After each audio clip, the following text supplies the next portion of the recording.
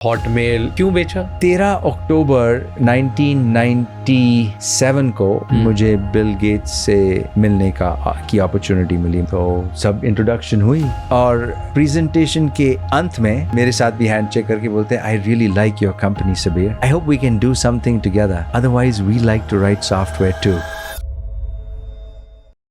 उसके बाद उनका फोन आ गया, ग्रेग मफे और मैं, सिर्फ ही एंड आई। ही सेज ये हमारा फाइनल ऑफर है, हम आपको 350 million देंगे। How much are you expecting? So I said 450. He said, how about we meet halfway? I said, done. Now you know I'm now a multi-millionaire. Like, how does it feel? I did buy some few toys इधर उधर। Ferrari खरीदी, BMW खरीदी, Porsche खरीदी, एक boat खरीदी, plane खरीदा। Came here, सब लोग, I mean, they had different attitude. Everybody wanted to marry me. आपने ना एप्पल में भी काम किया, राइट? हाँ जी। तो स्टीव जॉब्स में ऐसा क्या लगा आपको? Focus on one, iMac. उन्होंने डिजाइन नंबर 1 किंग बना दिया। Apple survived. लीडरशिप स्टाइल कैसे था? He was crazy. एक दिन अगर आपको प्रिपेयर किया कुछ और अगर प्रिपरेशन इतनी सी भी कम थी और उनको नहीं लगा, you look at your face, it's a piece of shit, you're fired. आप मिले थे इलॉन मस्क से? एक बारी उनके साथ डिनर किया। क्या एक्सपीरियंस था?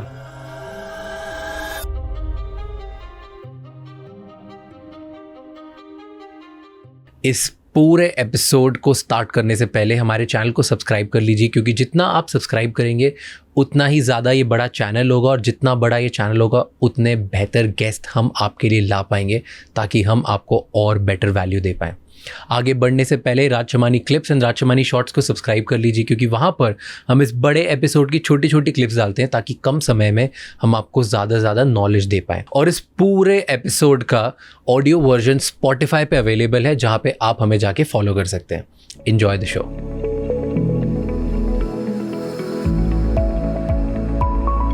यू टेल मी कि कैसे हॉटमेल का आइडिया आया था first time? That was your first instinct, if I want to say this that way. बिल्कुल बिल्कुल। It was a huge success. बहुत सारे good things, bad things, rumors सब हुआ, but overall it was one of the biggest successes for an Indian, and very early.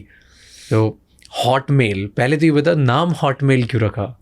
Hotmail हमने 10 या 20 नाम लिखे पेपर पे, blaze mail, speed mail, post mail. Hotmail इसीलिए लिखा उस लिस्ट में क्योंकि HTML ईमेल था। जो HTML जो है वो फाइनल डिलीवरी जो होती है, जो पेज कंस्ट्रक्ट होता है, HTML लैंग्वेज के थ्रू होता है, तो इसीलिए हमने इसको हॉटमेल कहा। तो that stood out amongst 20-30 different possibilities, और हमने ये तय कर लिया कि बस हॉटमेल रखते हैं। और हॉटमेल टेकन नहीं था उन दिनों में, hotmail.com आसानी से मिल गया हमको। हाँ, मेरा फर्स्ट ईमेल आईडी हॉटमेल पे बना था। अरे फैंटास्टिक, मुबारक हो आपको। Fantastic, which is very new, क्योंकि most of the people of my generation, सबका पहला आईडी यूजुअली जीमेल या किसी पे बनता है। हाँ जी, मेरा फर्स्ट हॉटमेल पे बना हुआ था। हाँ, तो you are dating yourself. So tell me how, ये आइडिया कैसे आया? हॉटमेल कौन से ईयर में बनाया? क्या नीड थी उस टाइम पे? कैसे अपॉर्चुनिटी स्पॉट करी? हाँ जी, टेल मी एवरीथिंग। सो ये आइडिया हमको आया 1996 में। Okay, I was born that year. 1995 में एक्चुअली आया। Wow. लेकिन जब तक हम पूरे चीज़ें असेंबल कर सकें, टीम असेंबल कर सकें, पहला जो राउंड फंडिंग का था 1996 में हमको मिला। लेकिन हम, किसने फंड किया, कितना फंड किया? ड्रेपर फिशर जर्विटसन ने फंड किया $300,000। ओके। और आइडिया एक्चुअली आया अक्टूबर-नवंबर 1995 के। हम एक और कंपनी बना रहे थे, जैक स्मिथ और मैं, और ये जो कंपनी थी एक वेब बेस्ड डेटाबेस था, जिसमें आप कोई भी अपना फोटोग्राफ्स हों या फ़ोन नंबर्स हों, कुछ भी स्टोर कर सकते थे। वेब नहीं थी उन दिनों में। तो हमारी जो कंपनी जहां हम काम कर रहे थे, उसने एक फायरवॉल लगा दिया कॉर्पोरेट इंटरनेट को बंद करने। कौन सी कंपनी में काम कर रहे थे? जो कंपनी, हम फायर पावर सिस्टम्स में काम कर रहे थे। तो जब उन्होंने फायरवॉल बना लिया। मैं अपना पर्सनल ईमेल अकाउंट जो stanford.edu था एक्सेस नहीं कर सकता था, और जैक स्मिथ अपना AOL.com अकाउंट एक्सेस नहीं कर पाता था। तो उसके बाद हमने ये सोचा कि अगर हम ईमेल वेब के द्वारा प्रेजेंट करें तो वो प्रॉब्लम हमारी सॉल्व हो जाएगी इमीडिएटली। तो वही जो किलर आइडिया था। तो सबसे पहले तो मैंने जैक को पूछा, is it even possible to convert email from a traditional server और to present it in the form of a web page? He said yeah of course, ये तो वी कैन डू इट। मतलब थोड़ा एक translator लिखना पड़ेगा, लेकिन जो फाइनल आउटपुट है ईमेल की, उसको अगर HTML को ऑटोमेटिक स्क्रिप्ट करके HTML द्वारा वेब पेज पे प्रेजेंट किया जाए तो हम पूरा ईमेल सिस्टम वेब पे डिस्प्ले कर सकते हैं। बस वही आइडिया था। और मैं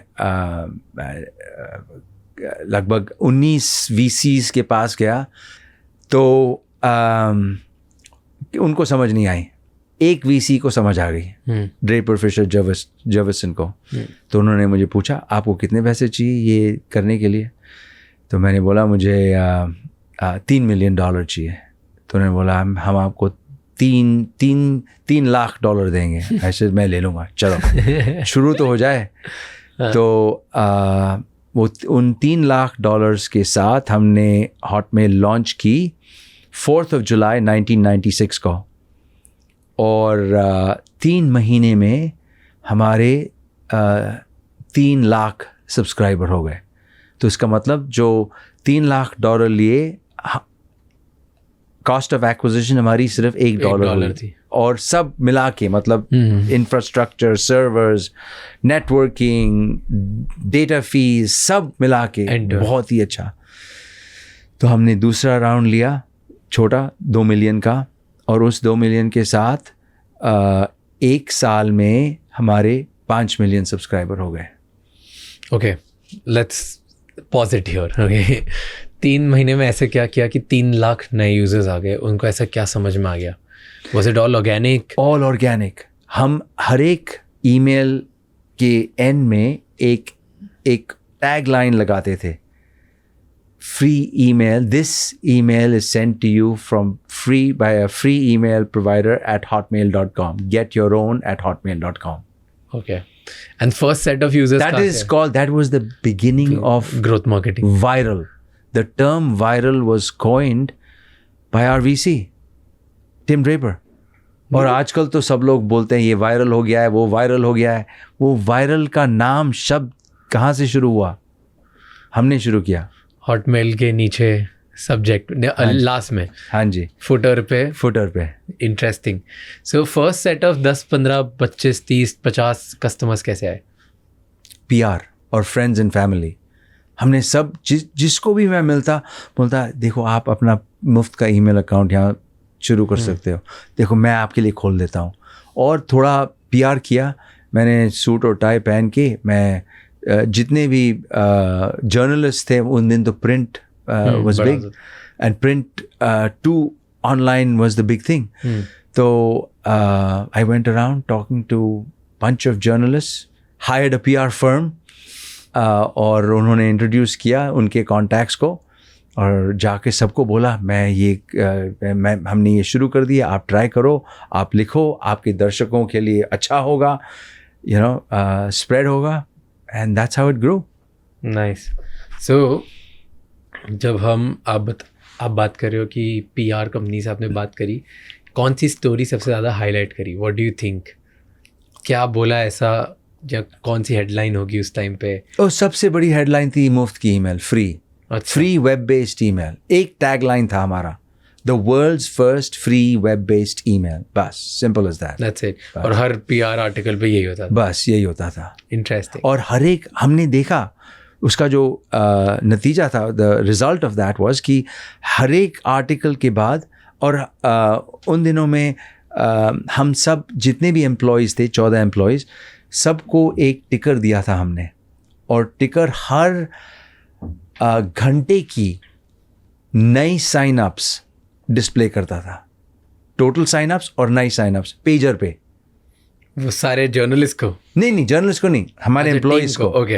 मोटिवेशन लेवल इतना हाई था, सब आज तक जो उन दिनों में काम करते थे हमारे साथ, आज तक बोलते थे आई मिस दोज डेज जब हमारे पास पेजर था और हम हर घंटे चेक करते थे कि कितना बड़ा है। नाइस। तो Nice. और हम वी यूज्ड टू सी कि जब भी एक आर्टिकल छपता था वो साइन अप रेट बढ़ता था। और मुझे ये याद है कि पहले 6 महीनों के बाद जब ही बिजनेस वीक ने एक आर्टिकल लिखा हमारे बारे में, हमारा जो साइन अप था 1-2,000 से 10,000 पर डे जंप कर गया। वाह। एक आर्टिकल ने। उस दिन उन दिनों में सब लोग बिजनेस वीक पढ़ते थे। तो और इमीडिएटली सब जगह, एटलीस्ट यूनाइटेड स्टेट्स में, और एक्चुअली पहले 6 महीने के बाद हमको ये पता चला कि सबसे कनेक्टेड कंट्री थी स्वीडन, और 30% of all of Sweden had signed up for Hotmail. I want to understand a lesson for entrepreneurs, सारे एंटरप्रेन्योर्स के लिए। बहुत सारे ऐसे सॉफ्टवेयर या कुछ प्रोडक्ट्स होते हैं, ऐप्स होती है, जहाँ पे आपको पता नहीं होता कि पैसे कैसे बनेंगे in the beginning. For example Hotmail एक आइडिया है, गूगल एक आइडिया था, फेसबुक एक आइडिया, राइट? किसी को पता ही नहीं था कैसे होंगे। इसमें सिर्फ एक ग्रोथ दिखती है कि लोग ऐड होते जाएंगे। एंड अब तो बहुत सारे आपको पता है कि मी टू कॉपी करके आप पता है कि इन लोगों ने ये किया तो हम एडवर्टाइजिंग एक बिजनेस है, इसने ये किया तो प्रॉब्ली डेटा एक बिजनेस है। उस टाइम पे तो पता भी नहीं होता था। तो जब ऐसे बिजनेस या ऐसे स्टार्टअप्स कोई बनाता है जहाँ पे एंटरप्रेन्योर बस ये सोच रहा है कि यार ये एक प्रॉब्लम है, लोगों को बस डाउनलोड करा दूँ मैं, या किसी तरह लोगों के पास पहुँचा दूँ, उस टाइम पे वीसी को क्या बोलना होता है जिससे वो कन्विंस हो कि हाँ यार आज पैसे नहीं बन रहे, कभी ना कभी तो बनेंगे, मैं तुम्हें दे देता हूँ। सच क्या देखते हैं? सच बोलो और पैशन के साथ बोलो। मुझे नहीं सच बोलो। पैसे कैसे बनेंगे मुझे नहीं पता, लेकिन बनेंगे एक दिन, पता नहीं कैसे। और इतनी ग्रोथ है कि एक दिन सारा इंटरनेट हमको यूज करेगा, बस वही। बस अभी इस आफ्टर 30 years 30 साल के बाद मुझे अभी पता चला है कि 2 किस्म के वीसीज होते हैं। यहाँ पर इंडिया में जितने भी वीसीज हैं वो वीसीज नहीं हैं, मैं आपको बताता हूँ। वो पीई माइंडसेट है उनका। उनको पैसे बनाने हैं बिकॉज उन्होंने कभी वायरल कंपनी शुरू नहीं की है, सिर्फ पैसा गिनते रहते हैं, बस उनको पैसा गिनना आता है। बीन काउंटर्स, इलॉन मस्क इनको बीन काउंटर्स कहता है। दूसरे वीसीज हैं जो इंस्टिंक्ट पे काम करते हैं कि पता नहीं क्या है, कुछ इंट्यूशन है कि ये एक दिन बहुत बड़ी कंपनी होगी और हम फंड करते जाएंगे, कोई बात नहीं, ग्रोथ है ना, ग्रोथ। वो जो माइंडसेट है वो वीसी माइंडसेट है। ट्रू वेंचर है। एम्बिग्युइटी, किसी को पता नहीं है आउटकम क्या होने वाला है, नहीं पता, लेकिन सब काम कर रहे हैं और लोग प्रोडक्ट यूज कर रहे हैं। टिकटॉक आप देख लो, 4-5 बिलियन हर साल टिकटॉक लूज करता है, लेकिन उसकी वैल्यूएशन 250 बिलियन है। एंड क्यों होती है ऐसी? सिर्फ ग्रोथ कि एक दिन बनेंगे। नहीं, नॉट जस्ट ग्रोथ, वर्ल्ड का डेटा उनके पास है। यूएस गवर्नमेंट क्यों डाइवेस्ट करना चाहती है, फोर्स करना चाहती है उनको कि वो चाइना से यूएस हैंड्स में ओनरशिप आ जाए, क्योंकि टिकटॉक सबकॉन्शियसली यूएस बच्चों की माइंड्स कंट्रोल कर रहा है। एआई एल्गोरिथम्स इतने अच्छे हो गए हैं True. कि अभी they can figure out an individual. They have power to colonize through data. हाँ, बस वही। तो इसीलिए यूएस सेनेट, यूएस कांग्रेस को डर ये हो गया है कि हमारे जो बच्चों का की मन है वो चाइना के हाथ में है। ओनरशिप चाइनीज़ है। बोलते हैं हम it's a good product use हो रहा है, बंद नहीं करते, कुछ डिस्ट्रॉय नहीं करते। वो फिलॉसफी है यूएस बिजनेसेस की, कोई अच्छा काम कर रहा है डिस्ट्रॉय नहीं करो, ओनरशिप बदल दो। काफ़ी सारे यूएस हैं जो वीसीज हैं, पीई फंड्स हैं, हेज फंड्स हैं जो 250 बिलियन में ले लेंगे। तो 1995 से स्टार्ट किया, कब बेचा माइक्रोसॉफ्ट को? 1996 में स्टार्ट किया, 4 जुलाई को, 30 दिसंबर 1997 में बेच दिया। रियली? एक साल के अंदर 18 months, 19 months, whatever, 20 months. Most unbelievable, meteoric, unheard of story. 1.5 साल में क्यों बेचा जब इतनी तेजी से ग्रो रहे थे? तो उस समय हम बिल्कुल पैसे नहीं बन रहे थे। तो एक तो वीसीज सपोर्ट कर रहे थे, बट वीसीज कब भी सपोर्ट पुल कर सकते हैं, यू नो। तो और अगर हम उनको नहीं बेचते तो वो अपनी सर्विस शुरू कर देते। अभी आप ही सोच लीजिए, आपको थोड़े पैसे कमाने हैं और माइक्रोसॉफ्ट के साथ पार्टनर करना है या उनके अगेंस्ट compete करना है, और कब भी वीसीज सपोर्ट विड्रॉ कर सकते हैं। बट ये प्रोडक्ट डोंट यू थिंक कि बहुत ही बड़ा बन सकता है, जैसे आज जीमेल बहुत बड़ा बन गया? उस समय नहीं सोचा। मालूम है कि बड़ा बन सकता है, बट कितना बड़ा? और starting out when you're kids, I was 29. Okay. 400 million is not a bad chunk of change. Sure, it's a change, yeah. So ये डील कैसे हुई? Who approached you guys? आप गए Microsoft के पास? They approached. Okay. तो पहले जो deal Explain me how it happened. पहले जो डील थी वो उनके 3 मिलियन माइक्रोसॉफ्ट नेटवर्क सब्सक्राइबर्स थे। और उनको दिक्कत हो रही थी ईमेल प्रोवाइड करने करने को to those 3 million subscribers.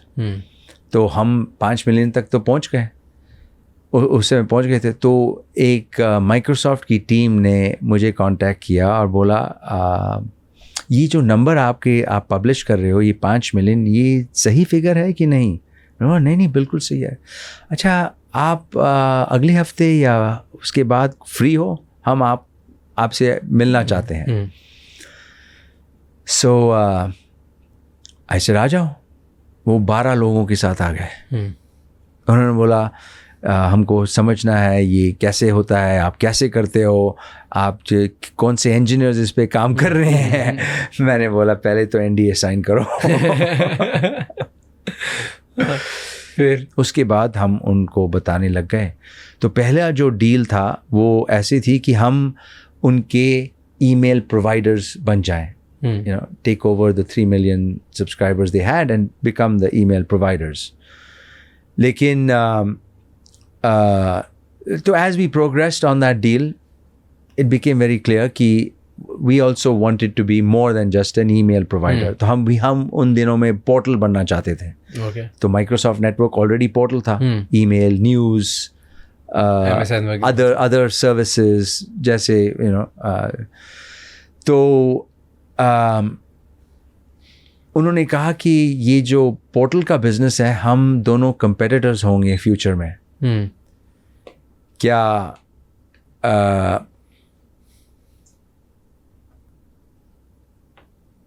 have you thought of maybe a partnership, with the two, an acquisition? तो मैंने बोला I haven't thought of an acquisition, but for the right price I can think of anything.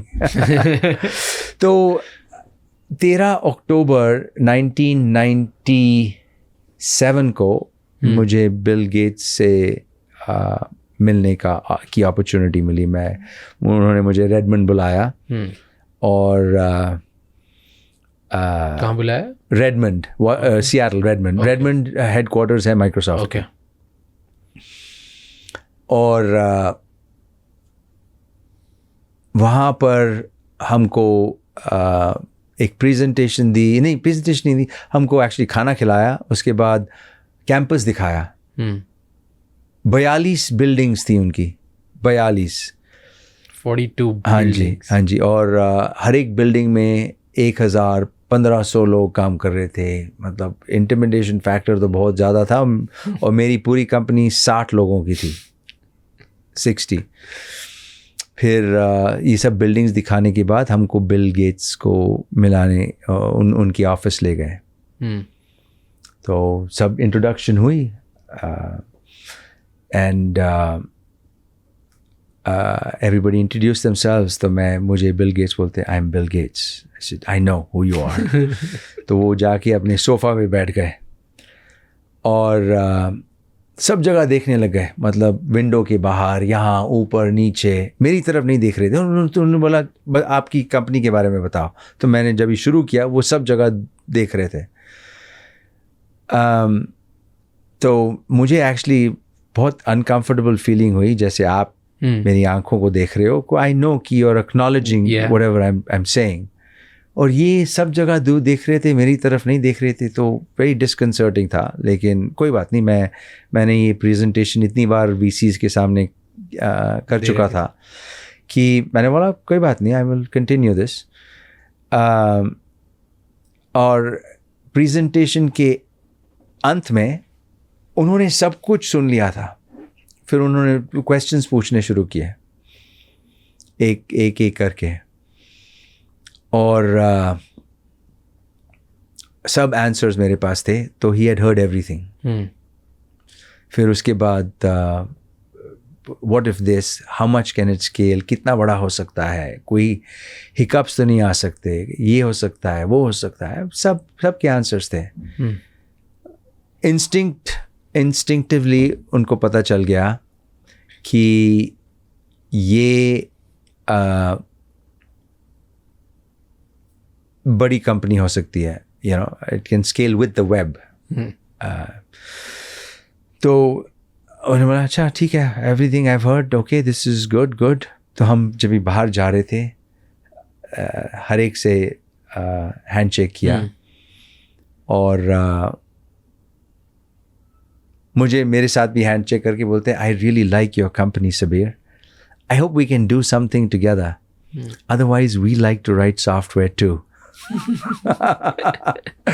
फिर मैं जाके एक negotiating room में 14 Microsoft negotiators बैठे थे दूसरी साइड पे, और 3 हम थे।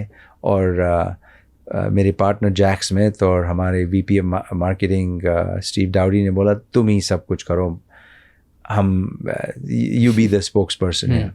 तो पूरा प्रेजेंटेशन किया हमको और बोला कि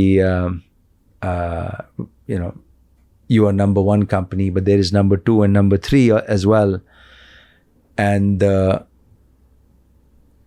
value जो place किया 140 million का।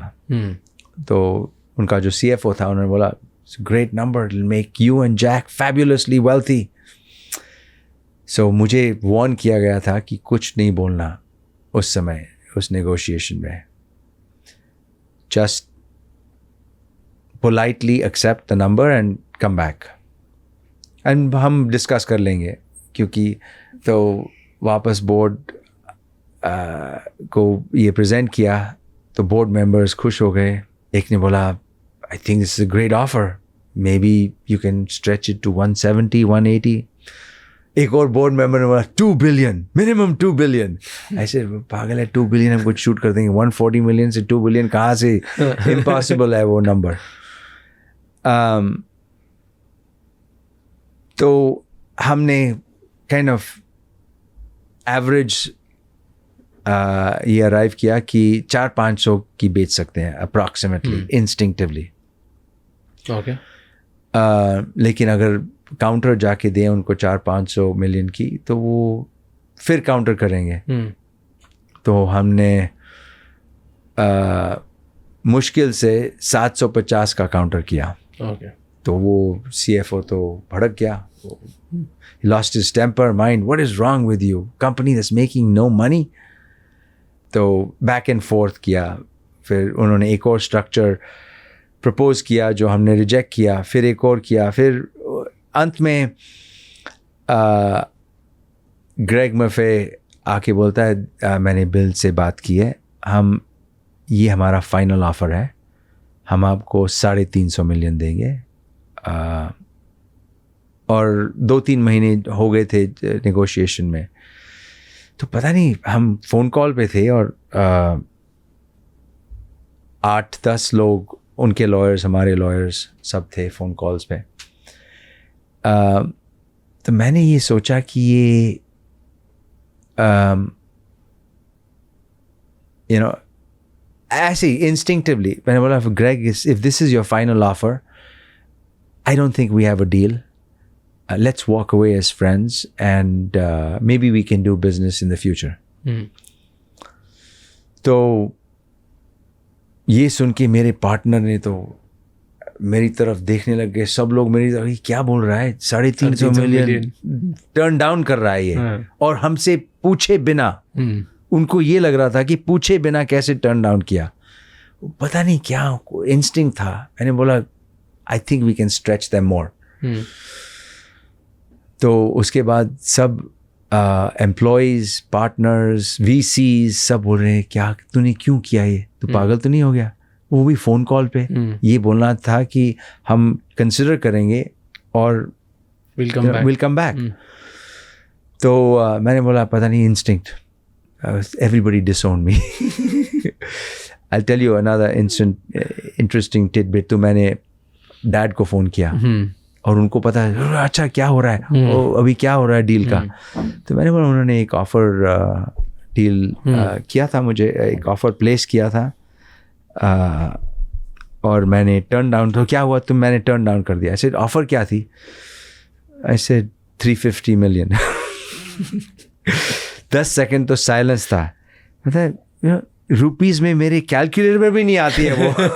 तू अभी फ़ोन करके वो एक्सेप्ट कर ले।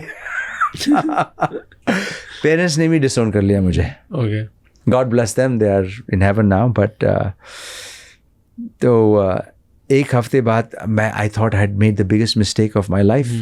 मैं सीलिंग फैन पे देख रहा था, ये सोच रहा था कि क्या गलती तो नहीं कर दी मैंने, बहुत बड़ी गलती तो नहीं कर दी। 350 आ जाते तो हाँ, लाइफ बन जाती है, राइट। मेरी पूरी बैंक बैलेंस, मैंने आपको बताया नहीं, $5,000 थी। ओके, वहाँ जब भी मैं ये 350 रिजेक्ट कर रहा था।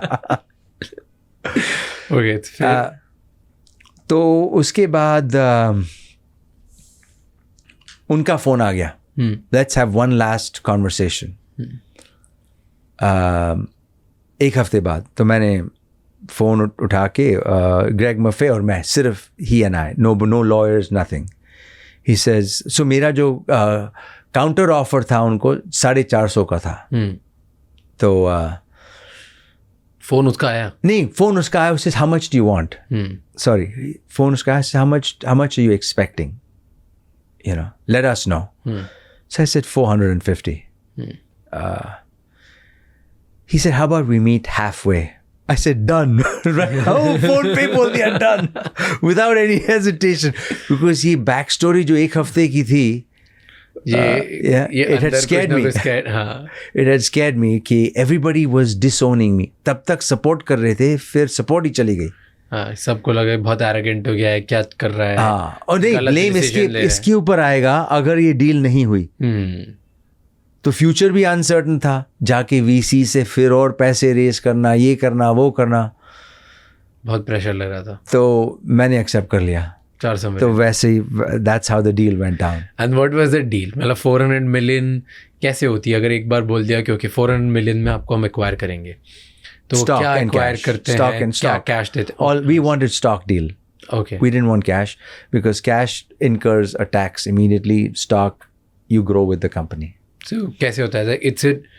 Explain me like how this works. 50%, 10% cash, 90% stocks. Like no, it's all stock. We wanted an all stock deal. Okay, so there was no cash. There was no cash. Okay, and then वो कितने time का vested होता है? 3-year vesting, with most of the vesting in year 1, and then some additional for year 2 and year 3. So 3 साल तक Microsoft का stock मिल गया? हाँ जी. Okay, and that at that time Microsoft was public, no? Yeah, of course, okay. Public, very well public. And so public company का stock मिल गया 3 साल का and all 400 million for everybody. Yeah. VCs, you, Yeah, everybody, सबको. everybody, Okay, everybody, full stock deal. everybody. Life was made. People bought their homes, cars, boats, yachts, planes, everything. Okay, so everything was sorted. And in 400 million, how much did you guys make as founders? Good amount. Good. Okay, Like that you can't 50% was between do- the founders. the founders. Oh. And after that, फिर क्या किया? Like what was first thought क्या आता है once you now you know कि मैं $5,000 का आदमी था, all of a sudden I'm now a multi-millionaire. Like how does it feel? What changes in life? What do you even think? Nothing. I mean, little bit. You know, you can buy anything and everything. And I did buy some few toys. इधर उधर. क्या toys? Like tell me like what happens? I want to know what happens after. एक apartment खरीदा बहुत अच्छा paint house अब तक है मेरे पास. फिर Ferrari खरीदी, BMW खरीदी, Porsche खरीदी. Some like all three. fancy toys. हाँ टॉयज थे. एक बोट खरीदी, प्लेन खरीदा. But सब I've given everything up. I mean, I've got kids and I don't use it. I have a yacht which I don't use. So I mean, life has come full circle, but I have experienced everything. All this. So the moment the money comes, what's the first thought? क्या आता है कि अब तो It's like a rush. I don't know how to explain it. You're like on some different, flying in some different. does your attitude, confidence, arrogance change? Yes, it does. क्या होता है इस time पे? Like it. But you just feel you're invincible. You can do whatever. Yeah, you can be a sportsman. You can do this, but that is the wrong feeling. You know, Okay. because it's a fleeting joy. Okay. You know, it's like, and there is not much happiness after that. It's like a high that you get from having Sugar. alcohol or cocaine or I don't know what, but it's not permanent. And you know, then you start realizing that you are becoming arrogant. You are not valuing small things. ये छोटी छोटी चीजें का, you know, कि क्या ये life है, ये life नहीं हो सकती. सिर्फ toys आपको खुशी नहीं दे सकती. Do you feel कि लोग ज़्यादा दोस्त बनने लग गए, female बिल्कुल. attention ज़्यादा मिलने लग गया? Oh yeah. All of that happens. Money attracts all of these things. Bollywood, half of, no, I shouldn't say. No, go I ahead. came here, sab log, I mean, they had different attitude. But everybody wanted to marry me. Really? Yeah, but that was not just Bollywood, other very attractive ladies too. But that's the wrong reason. क्योंकि it was in the news. It was in the news and everybody knew. Everybody knew. हाँ, India में तो बहुत जल्दी फैल जाती है. बहुत जल्दी फैल जाती है. And what happens? Like, अगर the moment you get an exit and all of a sudden news में आ गया कि आप बहुत famous हो क्या हो, so क्या लोग आपको parties में invite करने लगते हाँ, हैं? बिल्कुल. Like, कैसे life changed? Because there you were living a normal life, हाँ. and then 2 years में all of a sudden, how are you meeting these attractive women? Let's say if those were the interested in you. The who's who party, the who's who people would call me. Everyone. I mean, वो randomly phone उठाएंगे, अच्छा मिलो. हाँ नहीं मैं यहाँ आ गया हूँ. कोई बोलता आपको तो जरूर आना है हमारी पार्टी में. यहाँ जाओ वहाँ जाओ, ये हो रहा है अब ये हो रहा है. And when you're young and single, you're like, why not, right? चलो अब तो घूमो हर जगह. And then you started going to all these parties and you would be like the hot talk in the party. Not just parties, even restaurants in Mumbai. कहीं पर भी जाता Olive, they would clear the table even if I was waiting. No wait, immediate. मतलब I was on different kind of. So this attitude changes of the world without even you knowing कि मैंने किसी को बताया भी नहीं है. All of a बताया sudden- भी नहीं है. So people just know. People just know.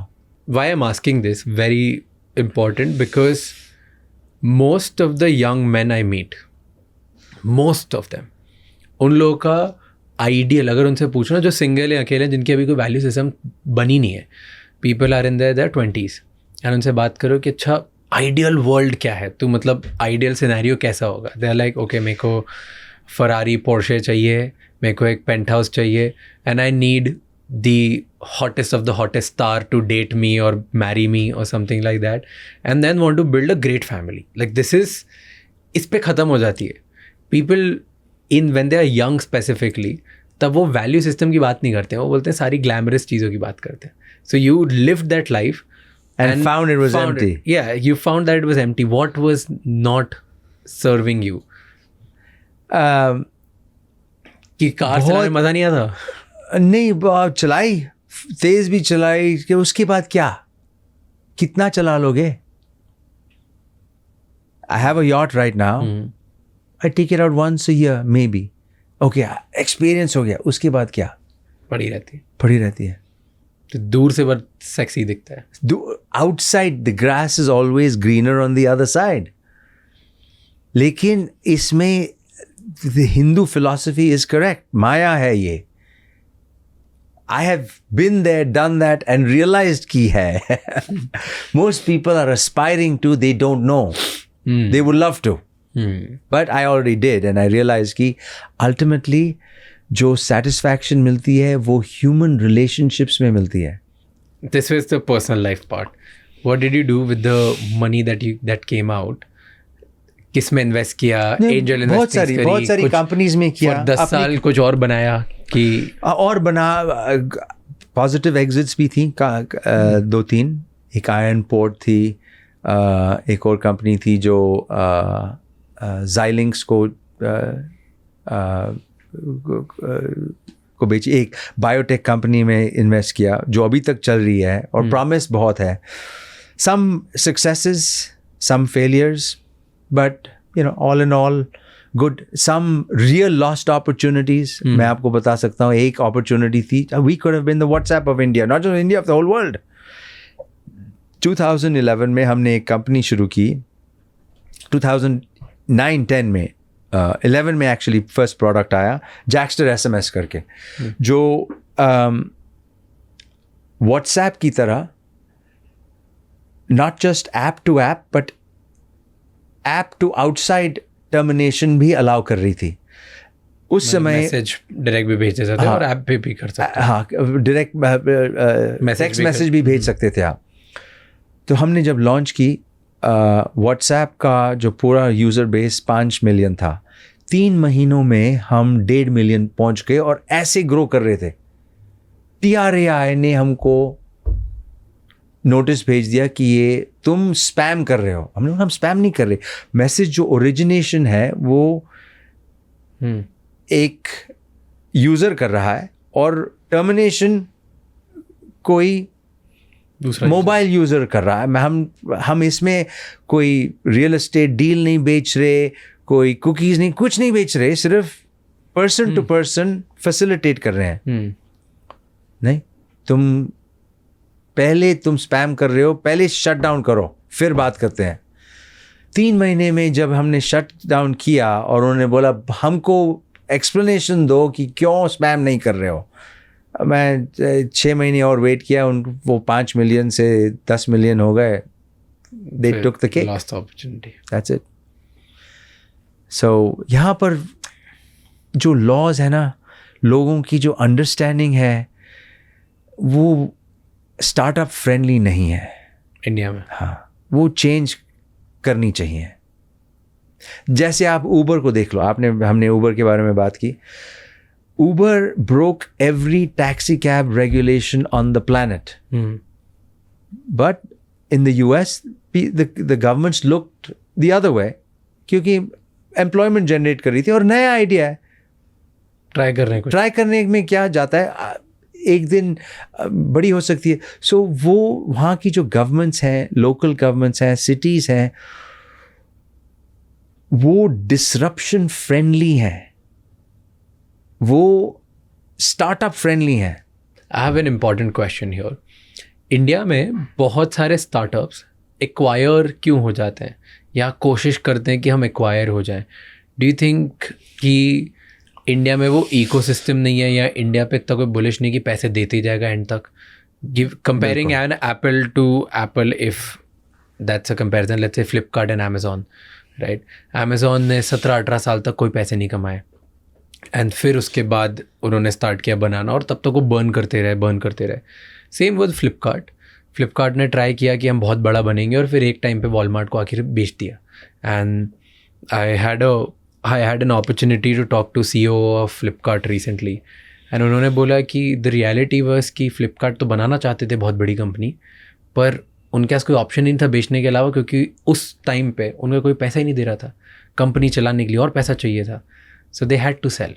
सो नहीं, ये जो आपने जो डिस्क्राइब किया उसमें अगर आप स्टोरी सुनो, आंसर उसी में है, और आंसर ये है, they were not running it as their own company and they were not the first mover.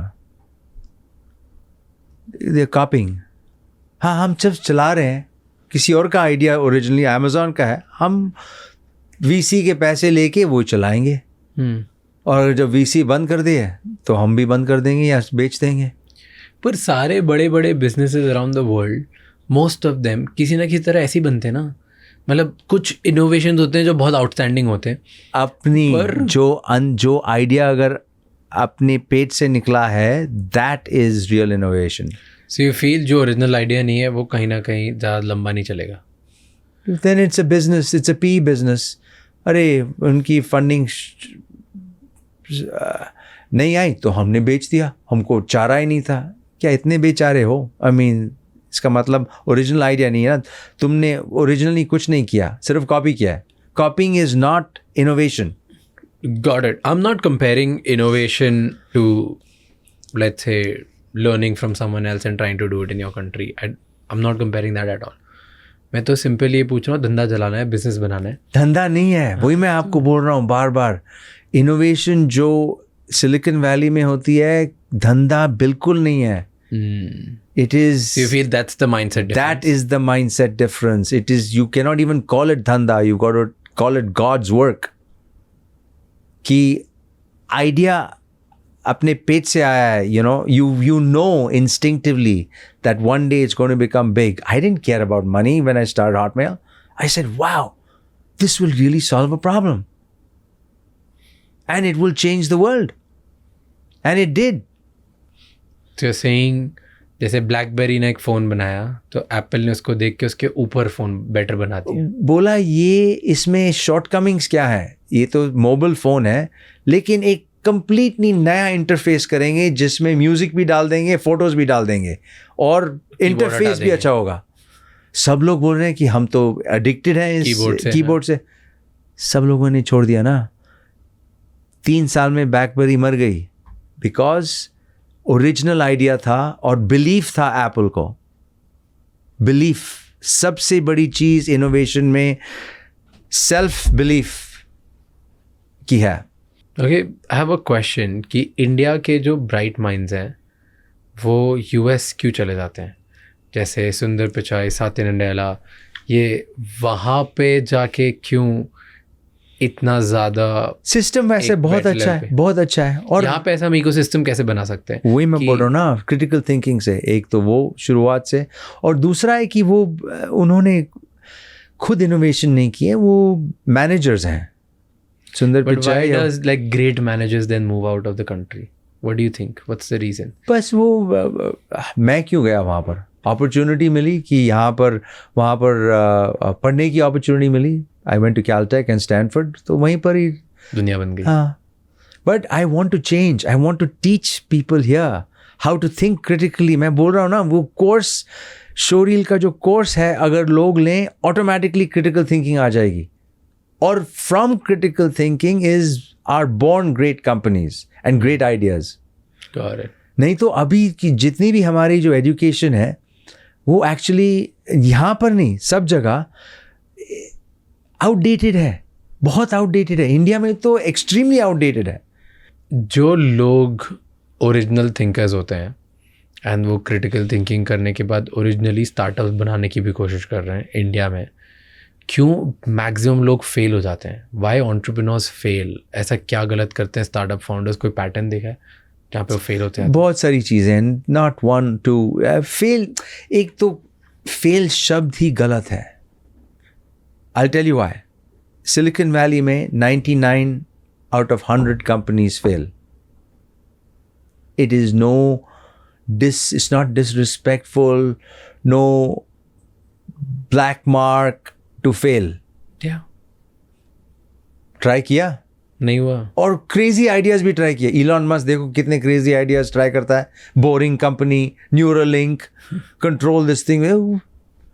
अगर चल गया तो दुनिया बदल जाएगी। उसने किया है ना इलेक्ट्रिक व्हीकल से। सब लोगों ने बोला इलेक्ट्रिक व्हीकल्स चल ही नहीं सकती, कोई इंफ्रास्ट्रक्चर नहीं है, चार्जिंग नहीं है, ये नहीं है, वो नहीं है, ये सब दे कैच फायर इमीडिएटली।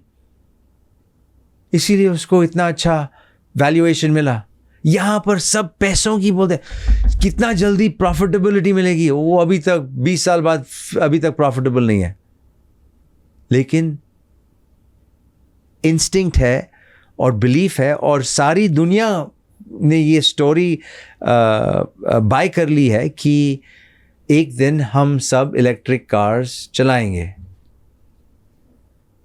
बस वही, मतलब वही डिफरेंस है थिंकिंग की। वहाँ पर लोग फ्यूचर की सोचते हैं, यहाँ पर लोग पैसे की सोचते हैं।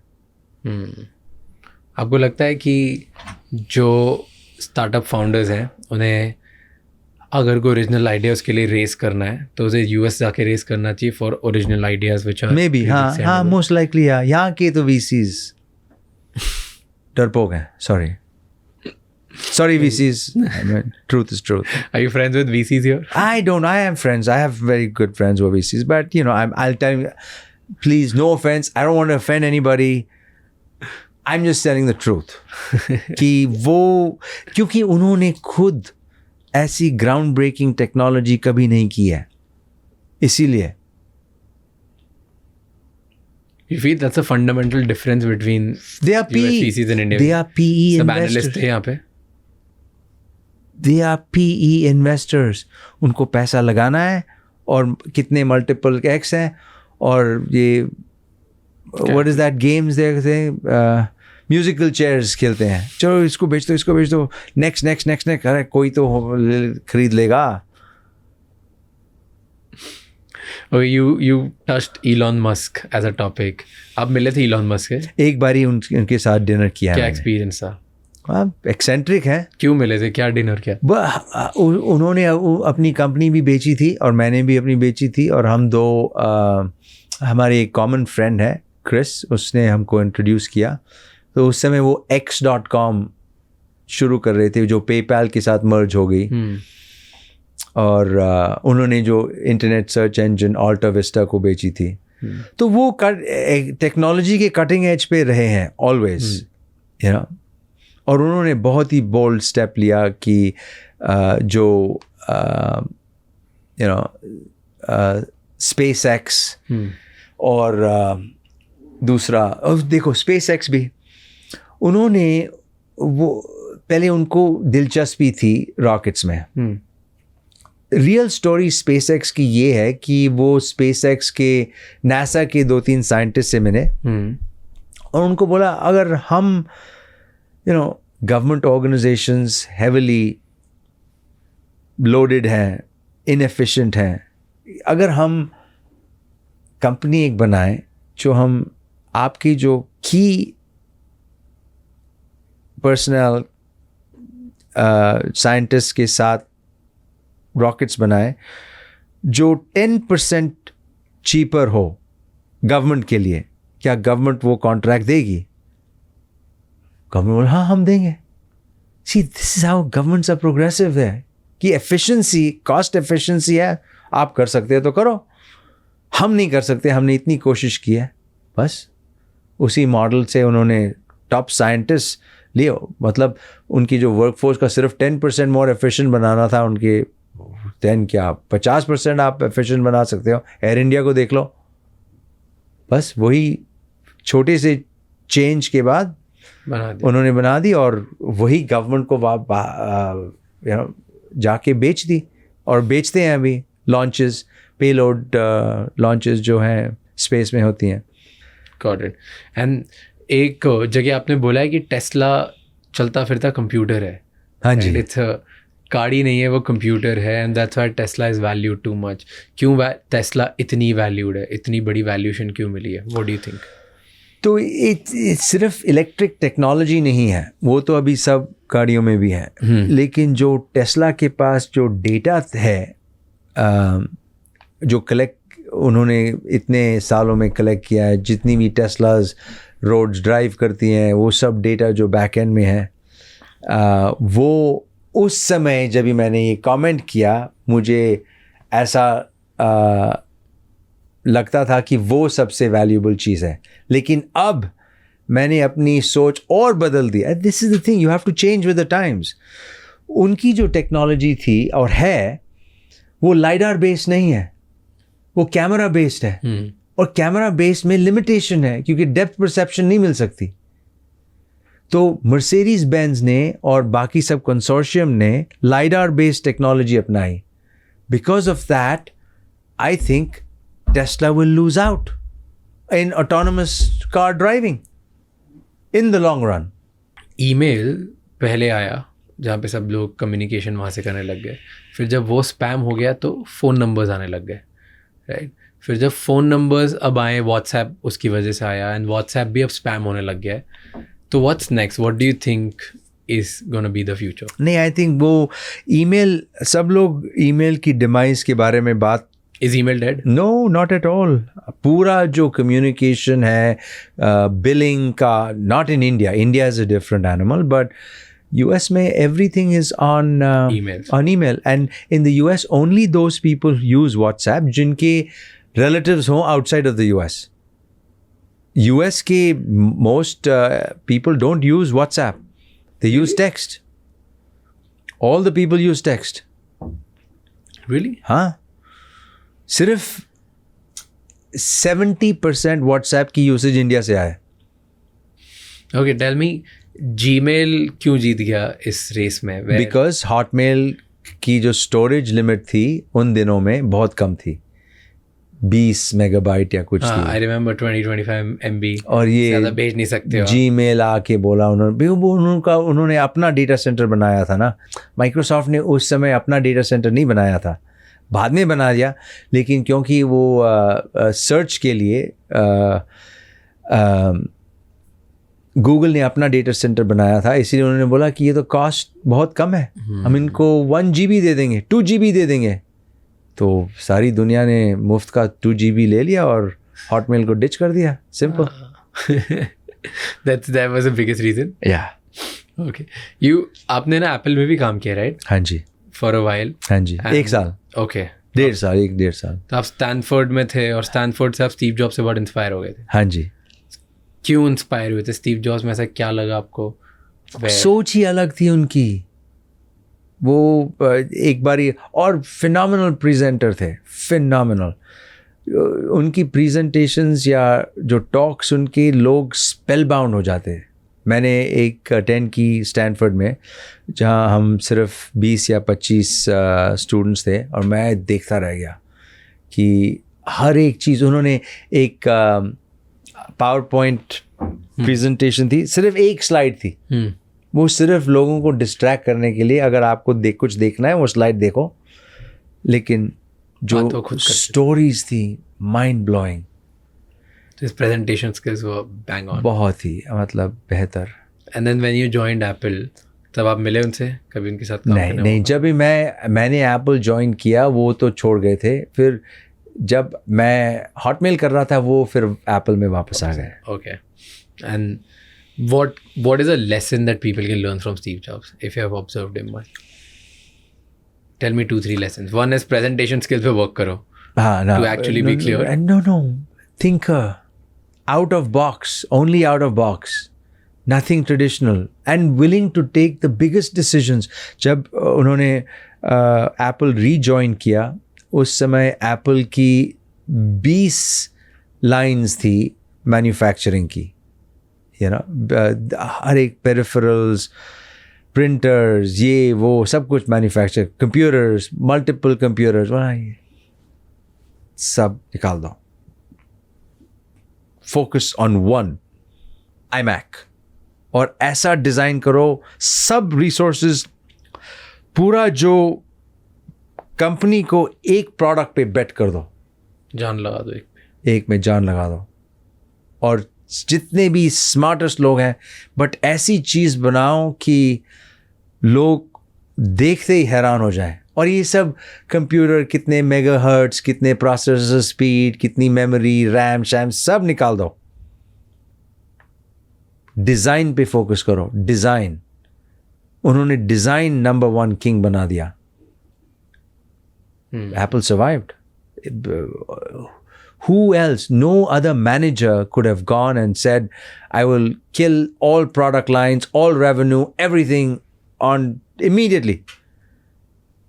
हम हिंदुस्तानी क्या सोचते हैं, अरे पैसे बन रहे हैं, बनने दो ना, कुछ और वो भी डिज़ाइन करो, बट ये भी पैसे के जाने नहीं दो.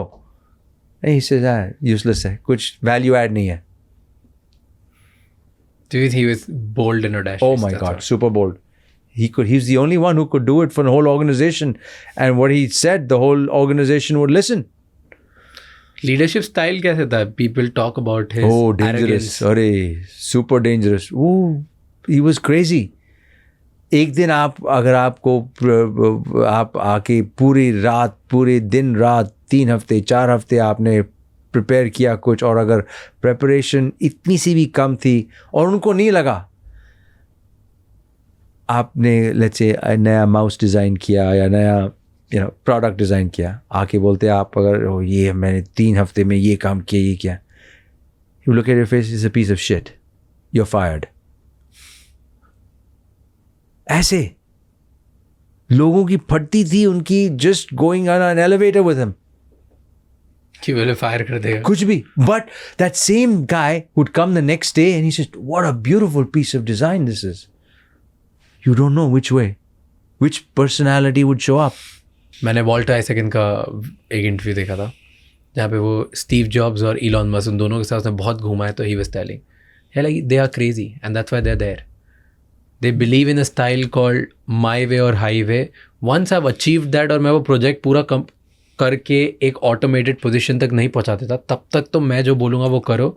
And I will be so brutal, I will hold you to such high standard जो प्रॉब्लम मेरे भी नहीं है, बट मैं आपको मेरे से भी ऊपर होल्ड करूँगा. एंड दैट इज़ हाउ वो अचीव कर पाते हैं वो kind of. So it is good for an organization. Why? I'll tell you why.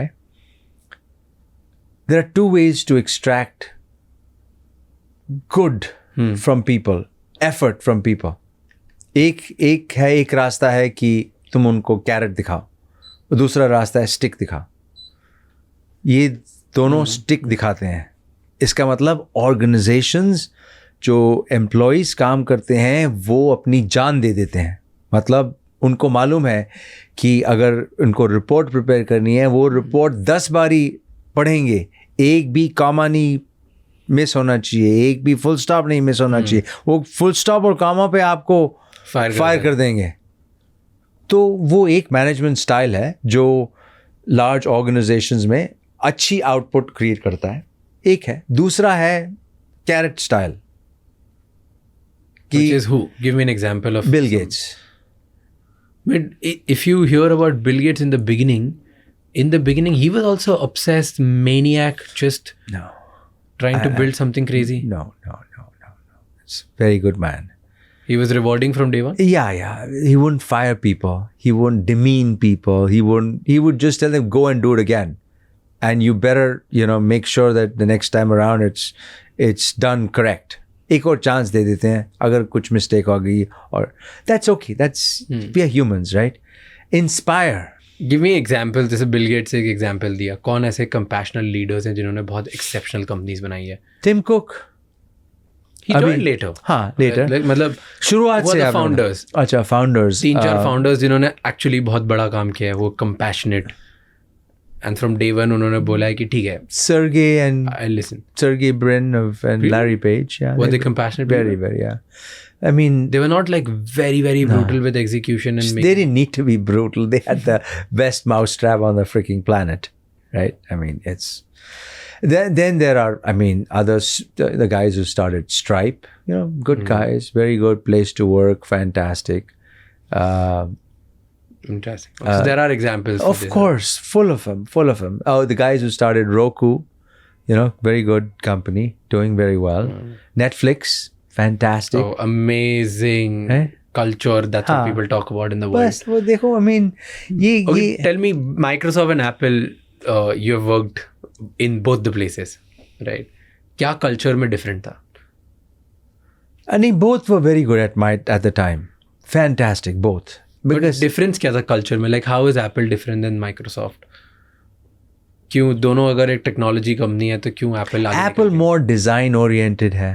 वो It's more sexy. हाँ, मोर सेक्सी। वो प्रोजेक्ट्स जो एप्पल में चलते हैं वो ऑल किस्म के, उस समय वो म्यूज़िक प्रोजेक्ट कर रहे थे, ये कर रहे थे, वो कर रहे थे। Microsoft mostly not hardware, software only. अभी उन्होंने सर्फेस में अपना डैबल किया है, उन्होंने वो माइक्रोसॉफ्ट स्टोर शुरू किए हैं, बट पहले नहीं। Got it. Okay, I have a couple of questions, right? First is India और US, कहाँ पे ज़्यादा ड्रीम लाइफ अचीव करना ज़ीरो से ज़्यादा डिफ़िकल्ट है या ज़्यादा ईजी है? इंडिया में ज़्यादा डिफ़िकल्ट है, no question. From zero to becoming hero India में डिफ़िकल्ट है? ड्रीम लाइफ आप, हाँ, ड्रीम लाइफ क्या, I mean, वो that's a big question. You define the dream life. Dream, मेरी ड्रीम लाइफ तो दोनों जगह में ड्रीम लाइफ है, अब now of course, but dream life, let's say किसी को मल्टी मिलियनर बनना है, $10 million कमाना है, 100 करोड़ कमाना है, यूएस में ज़्यादा आसान है। इंडिया में अपॉर्चुनिटी है लेकिन इकोसिस्टम नहीं है। मार्केट है लेकिन फुली डेवलप्ड मार्केट नहीं है। मार्केट जो है, लोग बोलते हैं 1.4 बिलियन, वो बिल्कुल आप छोड़ दो, भूल ही जाओ। क्यों? वो 5-6 मेट्रोज में मार्केट है बस। बट इमर्जिंग मार्केट्स में पैसे बनते हैं ना? वो इन्वेस्टर्स के लिए बनते हैं जो not direct investment, not FDI, foreign institutional investors, because growth है। ट्रेडिशनल बिजनेसेस में लगा के ग्रोथ है, लोगों को क्लोथ करना है, फीड करना है, 10-15-20% तक मैक्स। हाँ, वो ठीक है। आई फील इंडिया में भी बहुत ज़्यादा तेज़ी से for small medium size entrepreneurs बहुत तेज़ी से अपॉर्चुनिटीज़ बढ़ते जा रही हैं। एंड ऐसी चीज़ें जो शायद इंडिया ने कभी देखी नहीं, और आप कहीं से लेके आओ और इधर बेचना स्टार्ट करो तो लोग खर्चा कर रहे हैं। फाइनली आफ्टर पैंडेमिक एक ट्रेंड आया है जहाँ पे लोग फैशन पे, लाइफस्टाइल पे, अपग्रेड पे, खुद की लाइफ अपग्रेड पे, खुद पे खर्चा कर रहे हैं, पढ़ाई में खर्चा कर रहे हैं। वहाँ पर भी हो रहा है, कभी नहीं था, दोनों जगह हो रहा है। But I think it's faster growing in India, right? The rate it is पहले कभी नहीं होता था। एक चीज़ जो अलग है, विच is very true, I am just learning it in the last 4 or 5 months, जो 18 to 35 year olds हैं, सारी दुनिया में उनकी सोच ही अलग है। मैं अभी, I am older generation already, they think differently and they think universally across countries, और यहाँ पर उनकी पॉपुलेशन ज़्यादा है, तो नेचुरली यहाँ पर वो बिजनेस मॉडल्स ज़्यादा स्केल करते हैं, फास्टर। एग्जैक्टली। एंड प्लस मुझे लगता है कि लार्जर थिंकिंग भी कंट्री की एक जुगाड़ की तरफ बढ़ते जा रही है। So you will see like if you read around the world, मुझे लगता है कि हर कंट्री का एक टाइम आता है जहाँ पे एक टाइप के वर्कर्स हैं, एक टाइप के लोग बनते हैं। सो लेट्स से चाइना में स्किल्ड वर्कर्स का एक ट्रेंड था, तो हर कोई वो बन रहा था। आई थिंक इंडिया में इनहेरेंटली एक ट्रेंड है जो अब बहुत एविडेंट होता है, दैट इज स्मॉल एंटरप्रेन्योर्स। हाँ, ये तो इंडिया के लोग काफ़ी एंटरप्रेन्योरियल हैं, तो यहाँ पे जो स्मॉल एंटरप्रेन्योर्स हैं वो लाखों करोड़ों बनने वाले हैं। प्रॉब्ली उसकी वजह से इंडिया में बहुत अपॉर्चुनिटीज़ बनेगी। Possibly I agree with you. What do you think, हम क्योंकि फाइनेंशियल इंडिपेंडेंस और ड्रीम की बात कर रहे हैं, ऐसी कौन सी स्किल्स हैं जो हर इंसान को सीखनी चाहिए to become financial independent fast? एक तो ability to sell themselves, okay, articulation is number 1 जो है। वो मैंने देखा है कि जो US किड्स में है, बहुत ही अर्ली एज से सिखाते हैं। ये नहीं कि बेटे जाके किताब पढ़ो, पीछे घोटो मारो, ये घोट मारो और उसके बाद इंजीनियर की जॉब कहीं मिल जाएगी, चश्मे पहन के बैठ जाना। नहीं। मॉडर्न ट्रेंड इज़ कि सबको प्रेजेंटेशन स्किल्स आनी चाहिए, क्योंकि जो मॉडर्न कॉन्टेक्स्ट में कोई इनोवेशन अकेला नहीं करता, टीम्स करती हैं। तो EQ इक्वली इम्पॉर्टेंट है, emotional quotient. So that's the second thing कि इमोशनल क्वोशंट जो है वो बहुत हाई होना चाहिए। You have to work with people. और थर्ड जो है सिंपल, मैंने आपको बोला, क्रिटिकल थिंकिंग। हर एक क्वेश्चन में पूछो व्हाई नॉट, इसको ऐसे क्यों नहीं कर सकते, इसको ऐसे क्यों नहीं कर सकते। जब भी आप क्वेश्चन करते हो तभी ही तरक्की होती है। ये तीनों सीखी जा सकती है कि ये बॉर्न इनहेरेंट होती है? 2 तो सीखी जा सकती हैं, जो क्या क्या सीखा जा सकता है? प्रेजेंटेशन स्किल्स सीखी जा सकती हैं, क्रिटिकल थिंकिंग भी सीखी जा सकती है, इमोशनल क्वेश्चन वो पर्सनालिटी पे अभी मैं नहीं कमेंट कर सकता बिकॉज मैं can doctor somebody learn it? I don't know, I am not, मैं एक्सपीरियंस इनफ नहीं हूँ कि लोगों की पर्सनालिटी है, अगर इंट्रोवर्ट है, अगर दूसरों के साथ काम नहीं कर सकते, simple. But thank you so much. It was a pleasure having you. Thank you for doing this conversation with me. It was fun. No, thank you. The pleasure was entirely mine. Thank you. Thank you. Thank you so much ये episode and तक देखने के लिए. हमें comments में बताइए कि क्या और बेहतर हम कर सकते हैं ताकि हम आपके लिए इससे भी ज़्यादा वैल्यूएबल कंटेंट बना पाएँ. I'll see you next time. ये एपिसोड किसी एक इंसान के साथ ज़रूर शेयर करना जिसकी लाइफ में इससे एक पॉजिटिव चेंज आएगा. एंड जाने से पहले don't forget to subscribe. I'll see you next time. Until then, keep figuring out.